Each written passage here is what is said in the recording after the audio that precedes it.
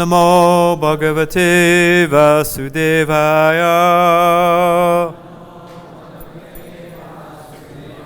Om Namo Bhagavate Vasudevaya.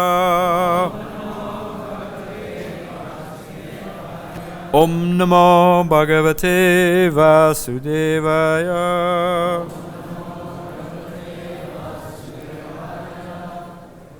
So through a series of mixed signals and my tendency to be easily confused, I was told they're giving class on this verse.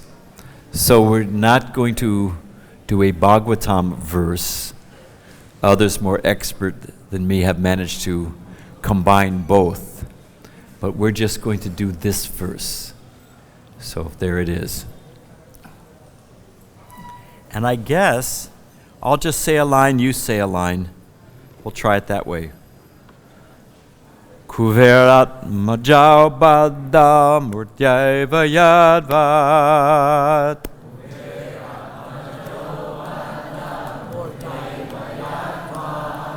Tvaya mochitao bhakti bhajao kritao cha.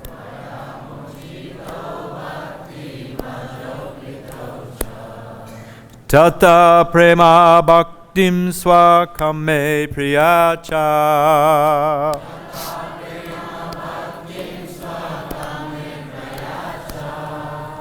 Namo kshegraho mesti damadareha.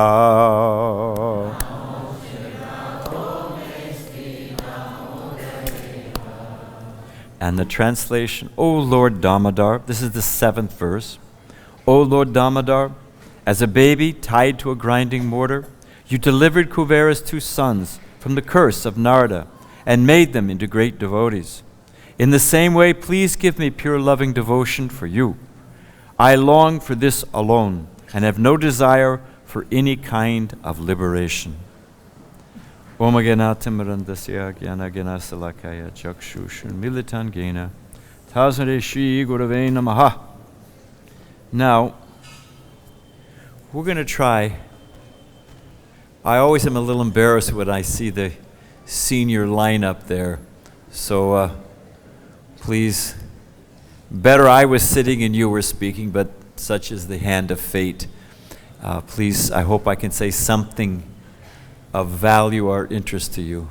A bird flies in the sky according to its ability, so I can only speak as far as I have some understanding. But what is it that you can take gold from an unclean place and a good lesson even from a fool? So hopefully you will manage to extract something from my ramblings. But we do want to cover some ground. Just as preliminaries, we're talking about liberation. It's being rejected. I don't care for liberation. That which the great jnanis, that which intellectuals, to get relief. Sanatana Goswami compares liberation. He says it's like the relief from not being hungry. When you're hungry, okay, it's sort of a static state. I'm not hungry anymore. Or he says it is like the happiness of a deep sleep. Okay, there's no real, beyond dreaming, there's no real experience. But there's some static state of no pain. But that is aspired to by people since time immemorial. And we have no interest in it. And if you think about it, even as a kid, I remember thinking that I just came from Myanmar, from Burma, so it's Buddhism. So I was just thinking, isn't the desire to be desireless a self-centered desire? Work like what's the sound of one hand clapping? Work your mind around that one. The desire to become desireless, well, that's a self-centered desire. So you're stuck. Let me give you another one. This is a fun one. This is a mental exercise. Listening? Do not think of the color red. Don't think about it. Don't think about red. How's that working out for you? Huh? Red, you know? So, but how to get rid of thinking about red? Don't think about blue. Do not think about the color blue. But immediately red's gone, blue's there. So it is artificial, this liberation state. One of the greatest, you can ask George Bush about this, one of the greatest sufferings, torture, if you want to torture someone, I mean, devotees want to give mercy, they don't want to torture, but if you want to torture someone, you know one of the strongest, if you want to break the will of someone, it's not waterboarding. It's not pulling their fingernails out or, whatever it is. You know what it is? Sense deprivation. You put them in a place where it's completely dark and there's no sense of time, or, alternatively, you put it where it's complete light. No, it's just bright light. People it's the fastest way to break somebody's will. The problem is it's so discombobulating. It's so disorienting. It's so alien to our experience that people just go mad. You lose them. They skate right over the edge. You can't get the information out of them. They just break. So the idea that somehow or other my home and Om is going to be the ultimate salvation, no. It's artificial, it's unnatural, and it can't be sustained. So we don't care for liberation, especially when we know there's an alternative. So we're not if you may want, Giriraj Maharaj told me, and then we'll move on, but Giriraj Maharaj told me that he's preaching in Mumbai, and they go out late at night, home programs. By the time they come back, it's sometimes it'd be midnight. Long drive back. And Prabhupada had trained him not to waste. So he saw that the light was on in Prabhupada's study about 12:30. So he didn't want to make it, he thought Prabhupada's resting. He just put his hand around the corner and flicked the light off. Oh! Prabhupada was sitting at his desk, and he shut the light off on Srila Prabhupada. So he turned the light back on, offers obeisances. He said, "Oh, Prabhupada, I didn't know that you were up. I thought you were sleeping." Prabhupada says, "I don't sleep much." And then Prabhupada said, "I don't eat much." He said, "I'm a sannyasi." He said, "There's no question of sex." And then Prabhupada said, "I'm an old man. There's no question of defending." Then Prabhupada took inventory, no eating, no sleeping, no mating, no defending. Maybe I'm liberated. I mean, we know that Prabhupada was far beyond, liberation is at Prabhupada's doorstep, begging to come in. So liberation, it doesn't mean much to us. And then, what this verse is talking about, it's not talking about Hinduism. It's not talking about a religious system. There's so many religious systems, but I'll tell you, just like what is it, a common denominator, you reduce them down 8/16 to 4/8 to 2/4 to 1/2, you get the lowest common denominator. You look at religious systems around the world, and you will find that generally speaking, they're simply based on, reward and relief. God give me this, God give me that. I saw a bumper sticker, somebody in America, they have so many bumper stickers, God is good to me now. And I was thinking, wait, he wasn't good to you yesterday? He wasn't, what does that mean, because I got my girlfriend, or I won the lottery, or we won the football game, now God is good to me? So, think about it.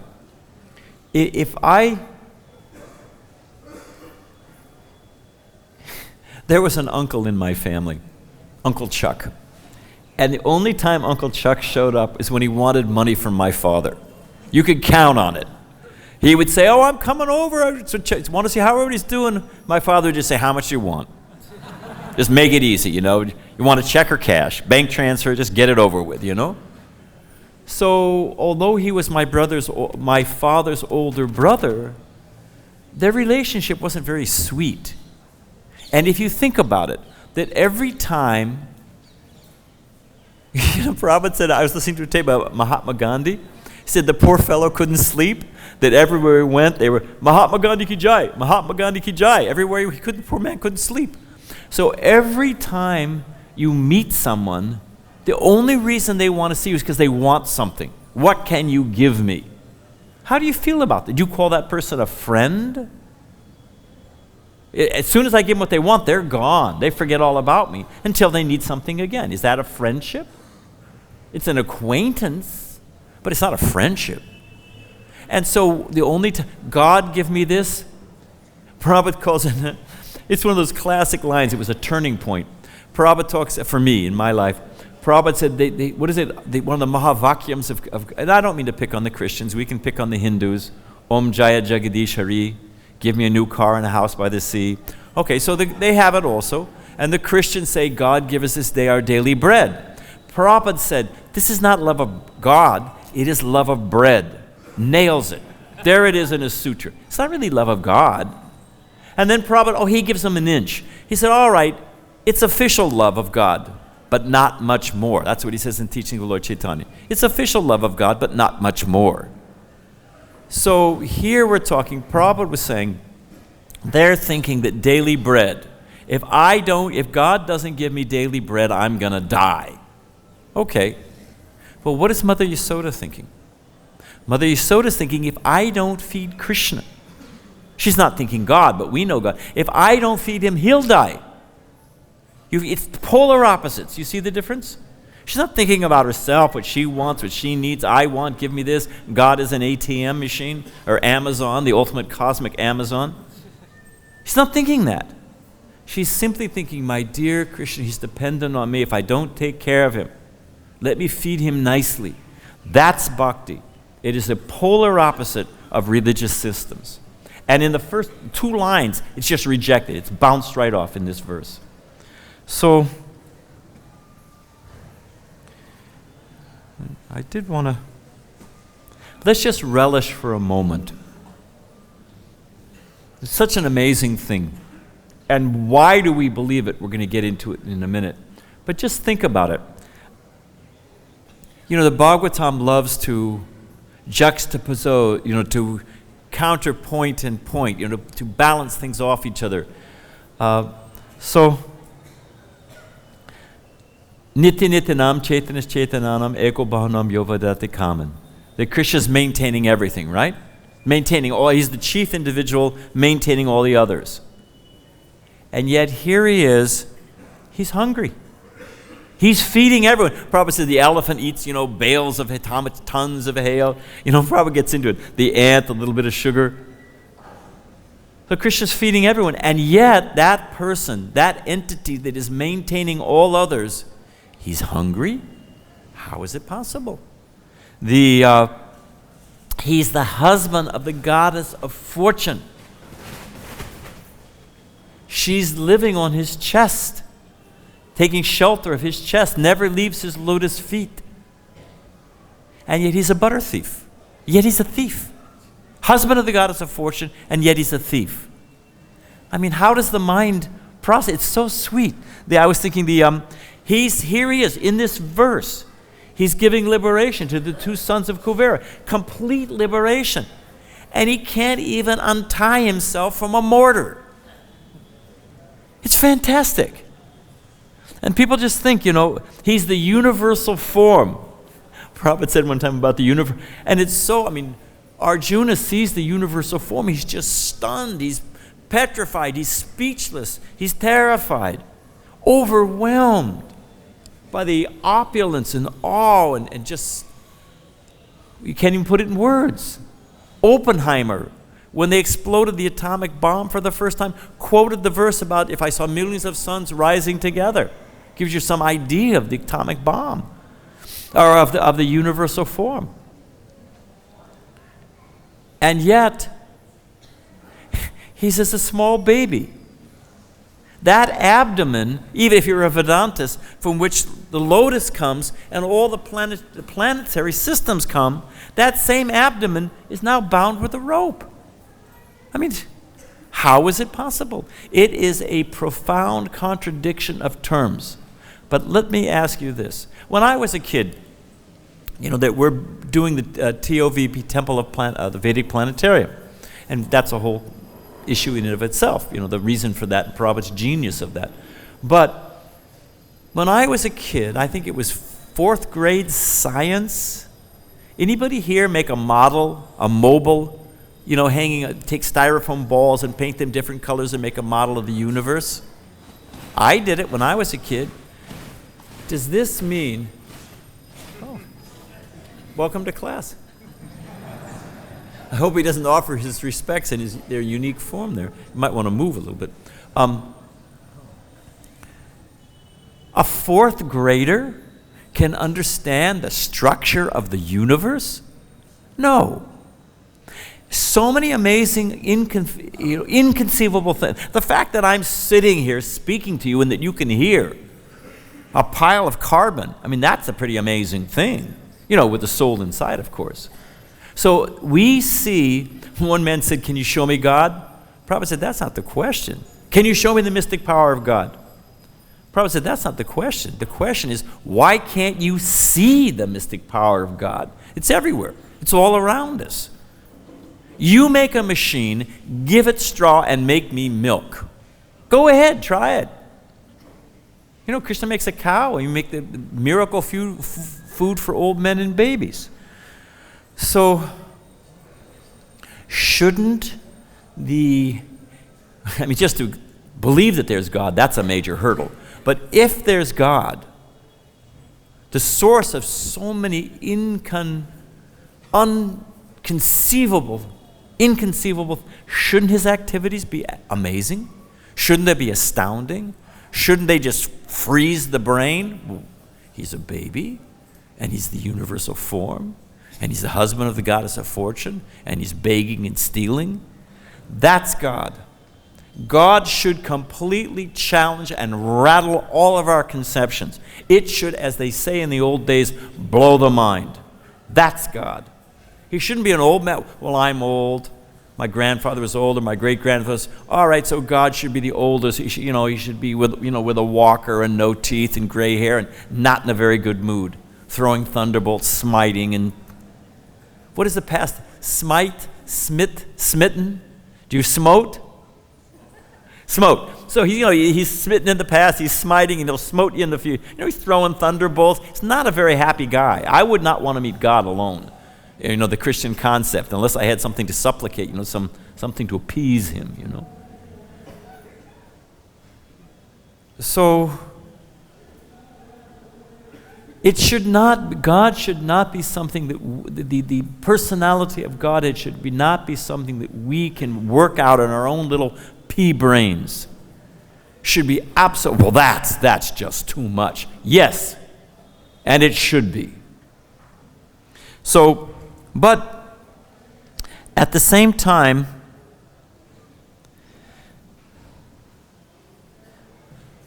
it is profoundly logical. We are not sentimentalists. We've not created a worldview to get us through a dark night or the fear of death, the lonely nothingness of the universe, that there must be some reciprocation with the cosmos. I'm not all alone. I'm not just plasma flashing for a moment. No. These are not mental constructs to help us make it through the night. It is profoundly logical, and we're going to take a little walk down that path. But let me premise it. We believe fantastic stories. The Bhagavatam is full of absolutely fantastic, impossible stories. We do not run away from them. A little blue boy standing in front of Lord Brahma with a little bit of, the yogurt and the rice are coming through his fingers and appears to be an uneducated village boy is the cause of all causes. Come on. We don't run away from that. We stand on that. We believe in those we present those fantastic stories. Because here's the thing.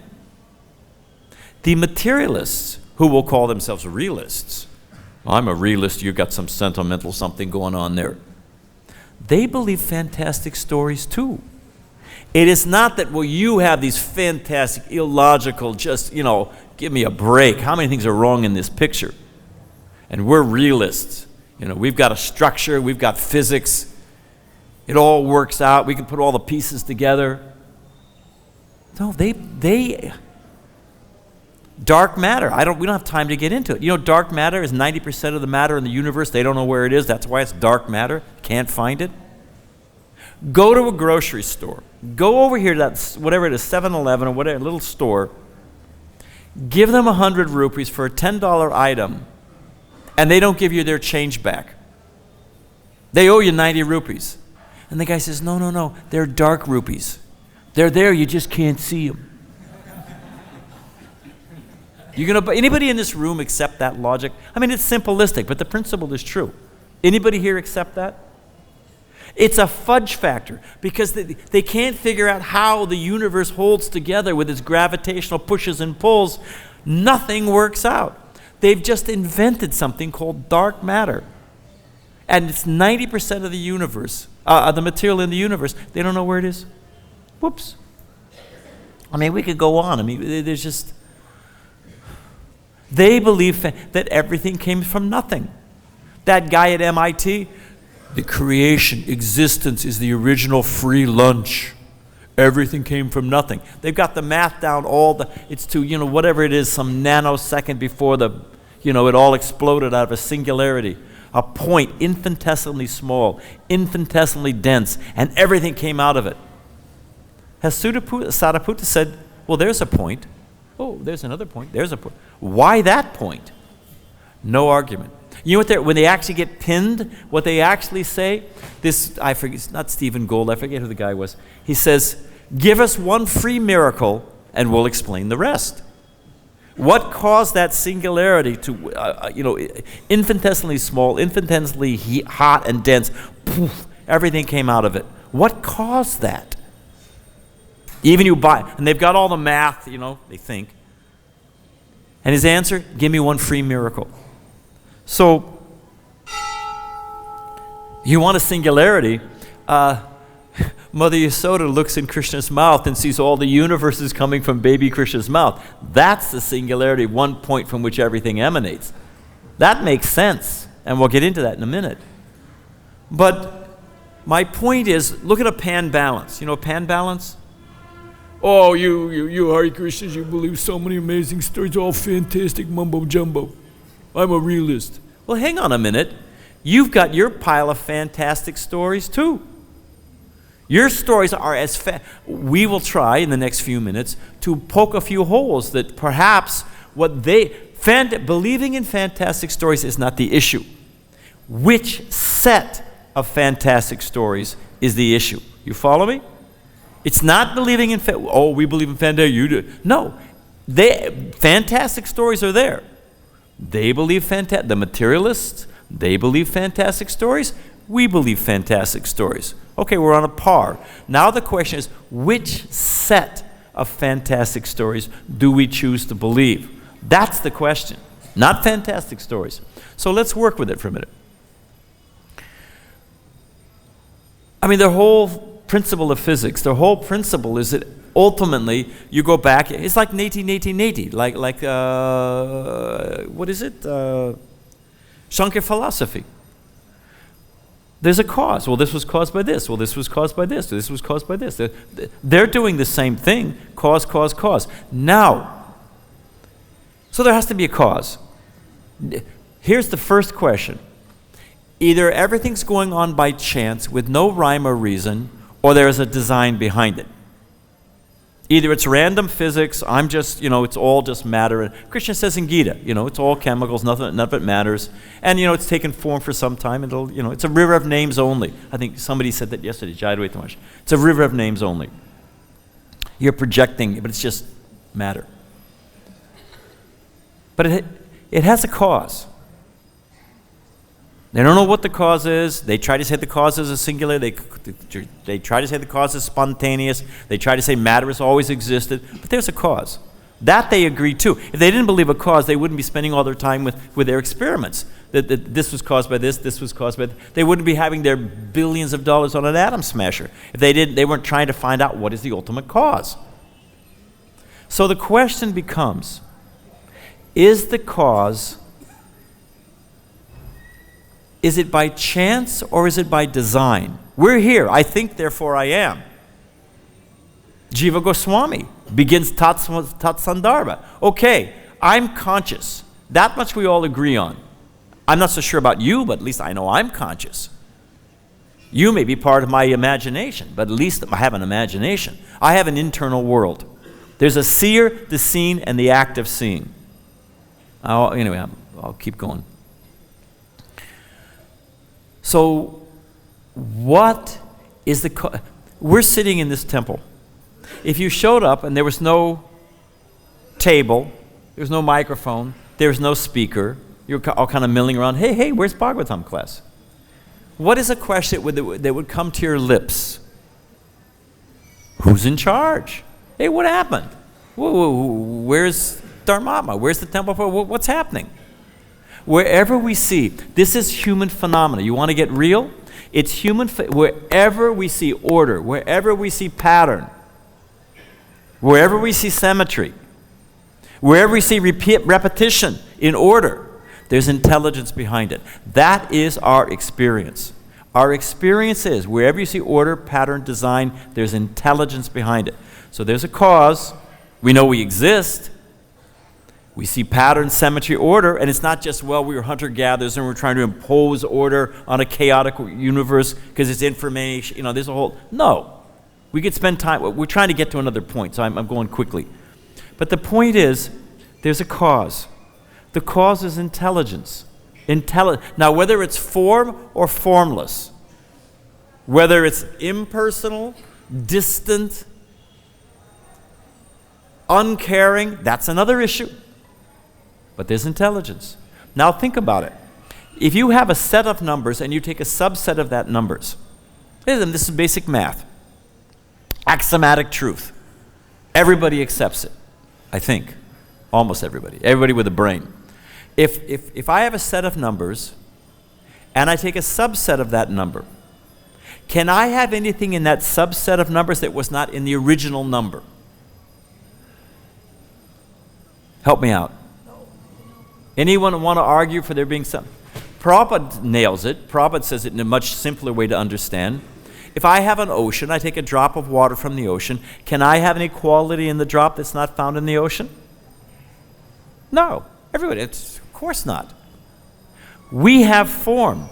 We have activity. If God is Purnam, if God is absolute, if Aham Savasya Pravaho, Janmadasa Yataha, then that cause, which has some kind of intelligence, I don't know what it is, but it has some kind of, it must have an aspect that has form. And as soon as you say form, there has to be relationships. There have to be activities. There has to be, and immediately you get into the rasas.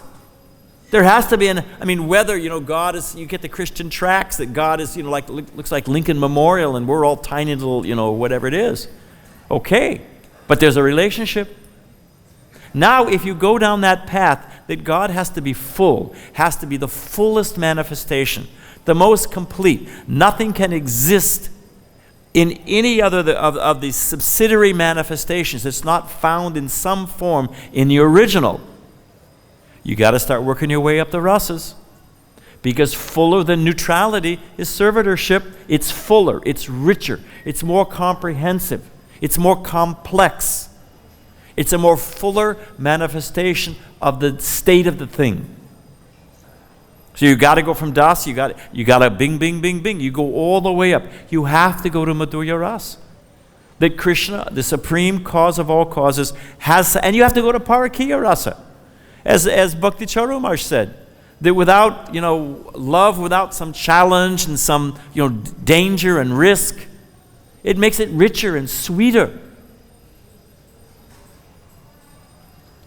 So that we believe that there's a transcendental supreme personality of Godhead who reciprocates in 5 main rasas and has his own dimension where we can go and sport with him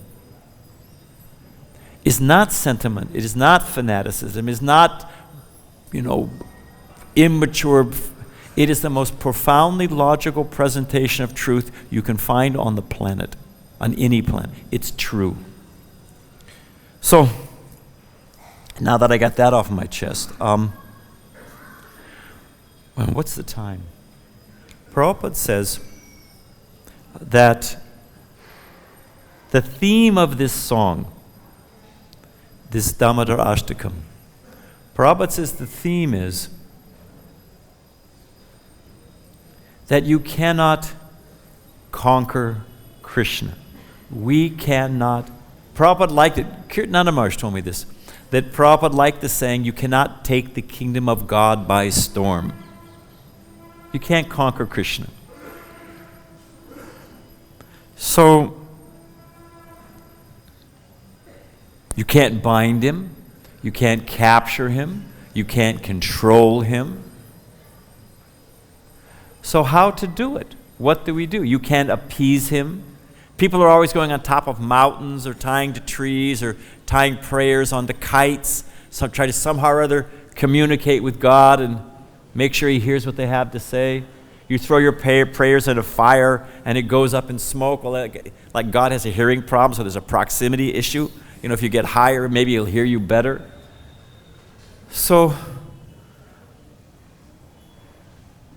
how to do it? How to develop, how to build that relationship with Krishna, with God. And it can't be done with ropes. And Sanatana Goswami says those ropes, it can't be done with karma, kanda. It can't be done with vairagya. It can't be done with jnana. You cannot tie Krishna. You can't capture him. He says those are there's many ways of looking at those ropes, but that's one of them. And I was looking at the word for word. It says kritau, which means you made them. Krishna made them devotees.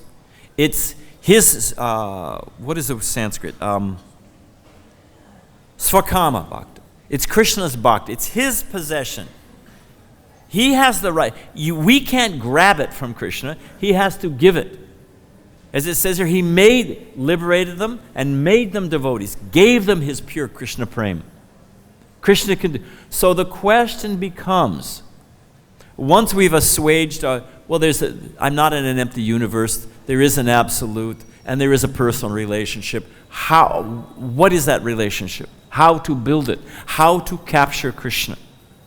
And I can't do it on my own. I can't do it by karma, not by jnana, not by vairagya, by no material formula. So the question should be, how to capture Krishna? Doesn't that seem logical? How to get him, how to get him to agree to be captured? I can't capture him. He agreed to be tied. So how to get Krishna to agree to let me capture him?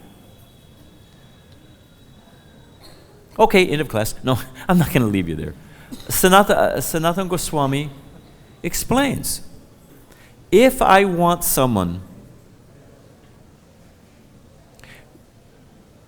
Krishna to sit in my heart, anyone here like to sit, Prabhupada gives the example of crows and swans. Where do you find, confirmed. I have a little tape player I squeeze in the back at the appropriate times for sound effects. Where do you find crows? Birds of a feather flock together. Where do you find crows? Everybody knows. Where? Where there's garbage, nasty things. Where do you find swans? Clean, clear. If we want Krishna to sit in our heart, and Prabhupada in so many places, but Chaitanya Charitamrita and cleansing the Gundicha temple, if we want Krishna to sit in our heart, is he going to sit in an unclean place? Is he going to sit in a place full of material desires? Is he going to sit in a place full of calm, crowd? No, he's not going to sit there. So Malati Devi told me that a man grabbed Prabhupada's feet coming out of a pandal.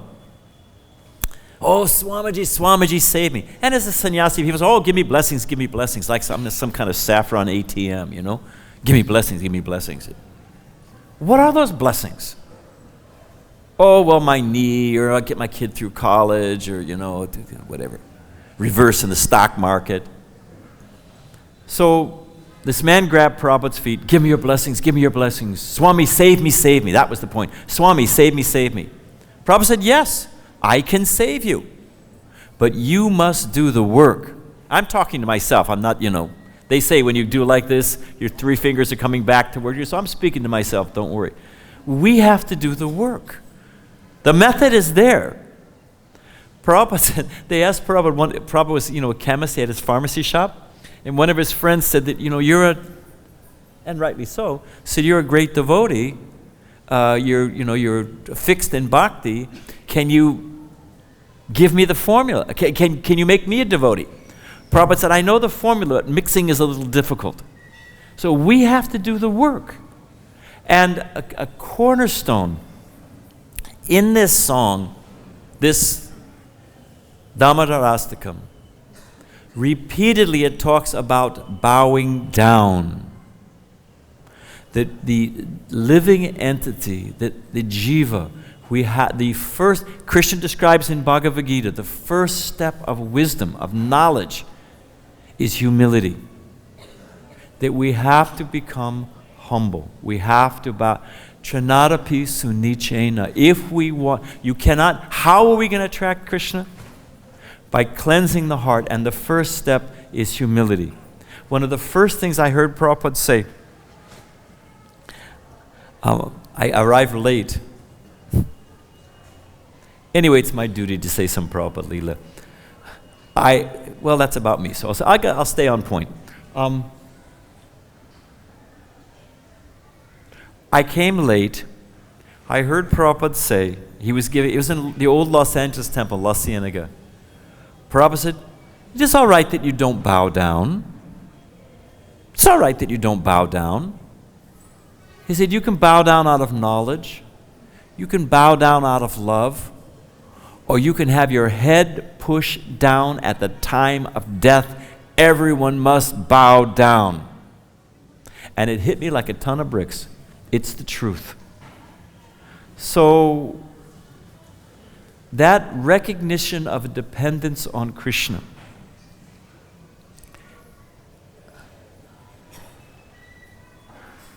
It is a theme throughout the Bhagavatam that Krishna does not like to see his devotees proud. I mean, we have here the sons of Kuvera. They were cursed to become trees because they were arrogant in front of Narada Muni.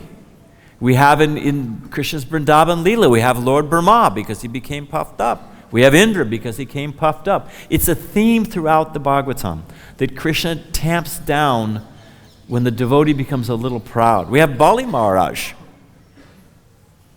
And if you think you take the time, we don't have time to go into it, but this tamping down of the pride of the devotee, that is the secret. Chaitanya Mahaprabhu says, the servant of the servant of the servant of the Lord who maintains the gopis. Prabhupada said, Prabhu doesn't mean, Prabhu, come shine my shoes. And again, I'm speaking to myself, don't get me wrong. But it is probably, I don't want to speculate, but certainly one of the most difficult things in the world. Jayadvaita was saying, if I'm the chief assistant bottle washer, there was a whole string of different things. We become proud. Jarasandha is wrong 18 times, 17 times, whatever it was, For me, I'm half dead. If I can get out of bed and walk to the temple, I think, whoa, I'm a great hero. So, that simple mood of, let me please Krishna, that humility, that simplicity, that I don't want anything. Actually, I've got everything. My problems are solved. Prabhupada on a morning walk in Mayapur. You can hear the tape. Now this was, I think it was 73. Anybody there in Mayapur in 73 from the west? Only building was the unfinished Conch building. Lotus, the unfinished Lotus building. 74?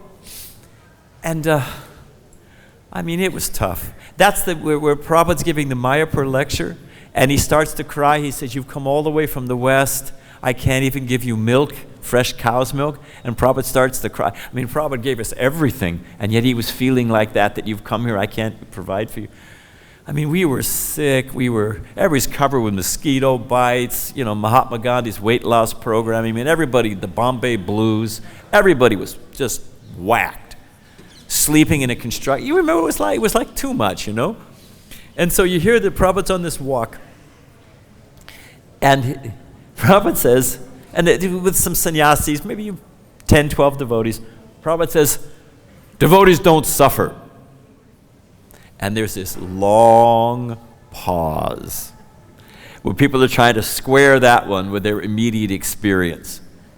And finally here, Panchadevita Maharaj says, Prabhupada, if the devotees don't suffer, what exactly are they doing? Because it's surely, so this world is a rough place. It is not a nice place. You suffer in so many ways. I mean, I that's my favorite topic, but we don't have time.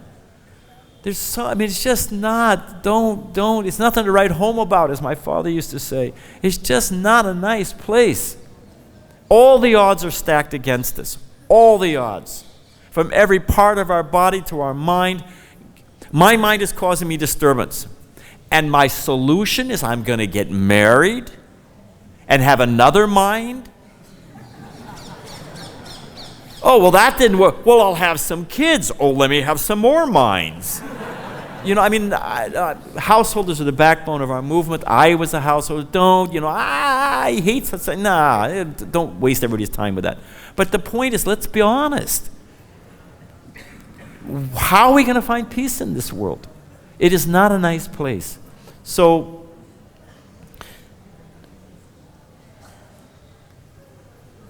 I guess, if we think of Prabhupada's, if we want to do something with our life, we should want to do something with our life. Sudam told me that he was walking with Prabhupada in the LA airport. And anybody who ever went through an airport with Srila Prabhupada, it was no holds barred. It was, and I'm not exaggerating. Correct me if I'm exaggerating. At least 5, closer to 10 madungas, same amount of kartals minimum. Throwing flower petals, distributing cookies, distributing books, full obeisances, blowing conch shells. We just took over. There's many airport stories where that wasn't always the best formula. That's another story.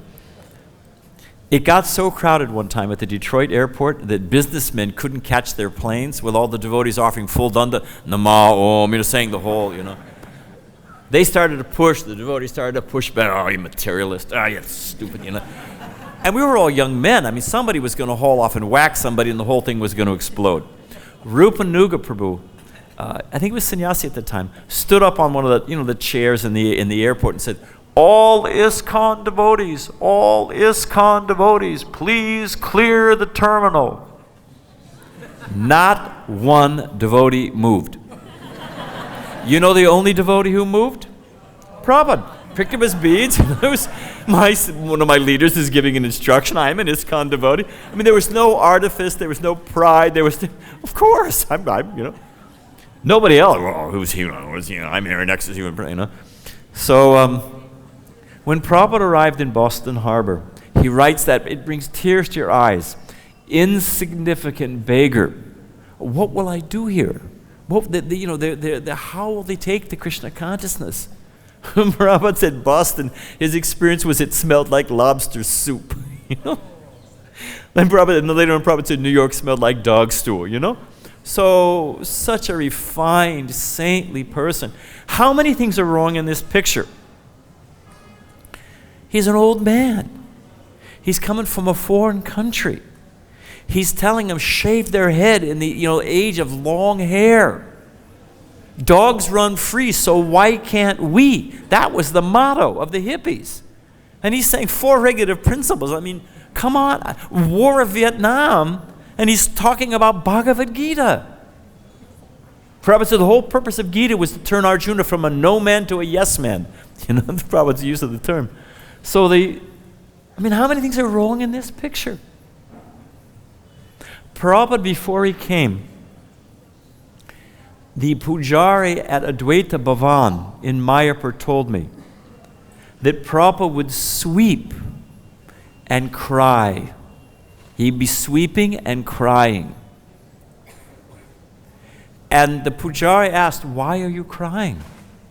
And he said, "My Guru Maharaj has given me an impossible mission. Go to the West. Spread an impossible mission." Prabhupada was praying, as Advaita Acharya called down Chaitanya Mahaprabhu. I was praying, please, how will I do it?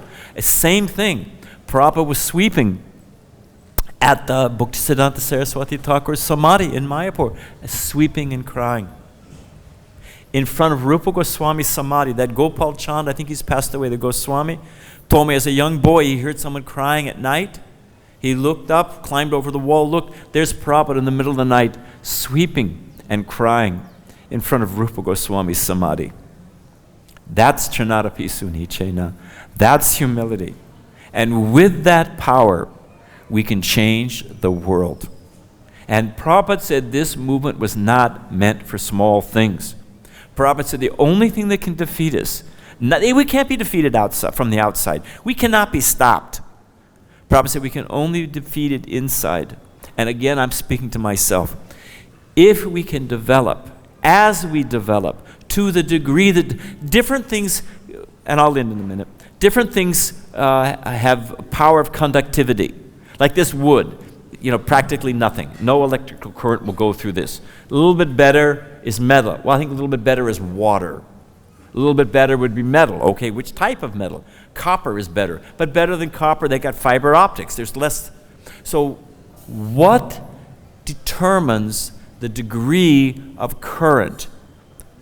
Different materials, different degrees of conductivity. What determines how much of electrical current can flow through those different materials? Who said it?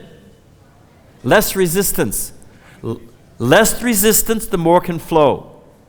The more, and I'm speaking to myself, pride, envy, I want, I need, he didn't do this, this is that, I want peace. Prabhupada said, I spit on this peace.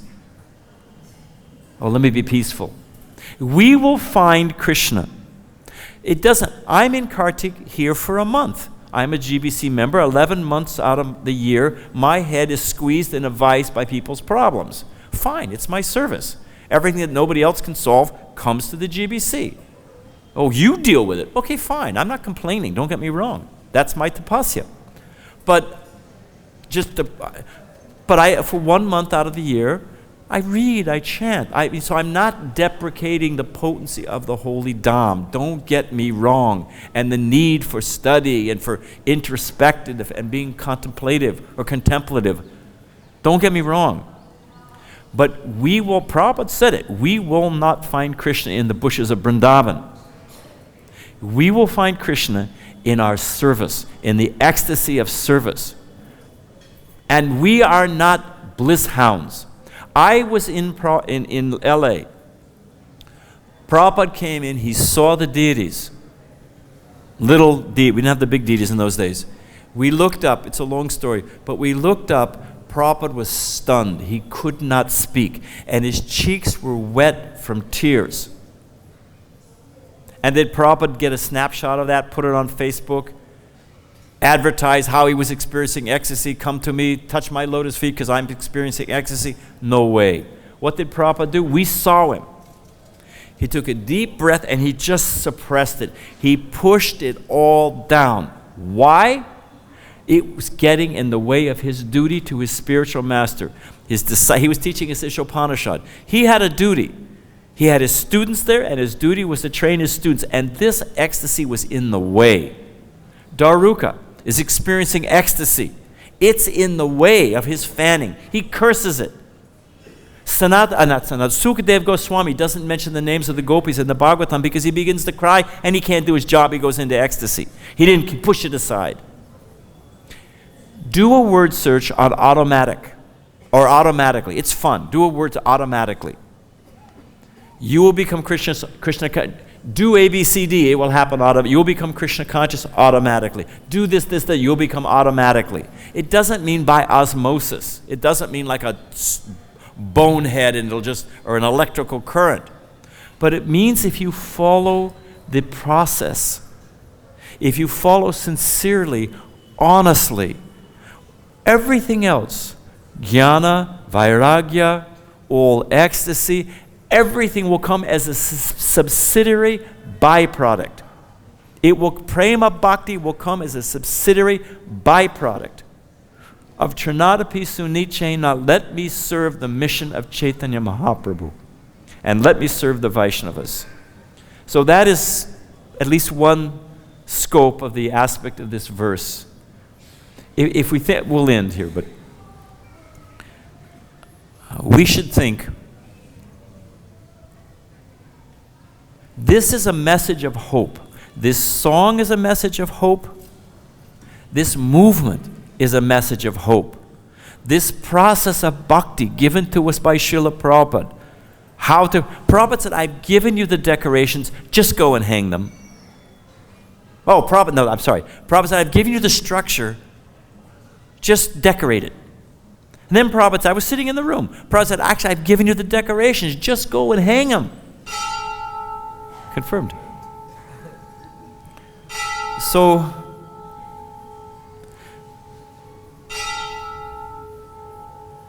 the process of bhakti, this song, ISKCON, our life, being able to be devotees, it is a message of hope. It is a message of confidence. Let me just become Krishna's devotee, leave this world, go back home, back to Godhead, and in the meantime, we can make this world Vaikuntha, more than Vaikuntha. That was the point I wanted to make, and I'll end. We are not, Prabhupada said this movement is not meant for small things. We are not meant to just live in Radhakund. I'm not deprecating Radhakund, don't get me wrong, but we're not meant to just live in Radhakund and experience ecstasy and go back to Godhead by ourselves. That is not the mood of Prahlad Maharaj. That is not the mood of our acharyas. That is not the mood of Srila Prabhupada. And having that mood will block us from achieving that ultimate goal. But if we have that mood that let me give Krishna to others, let me be a humble servant and let me give Krishna to others, everything will come.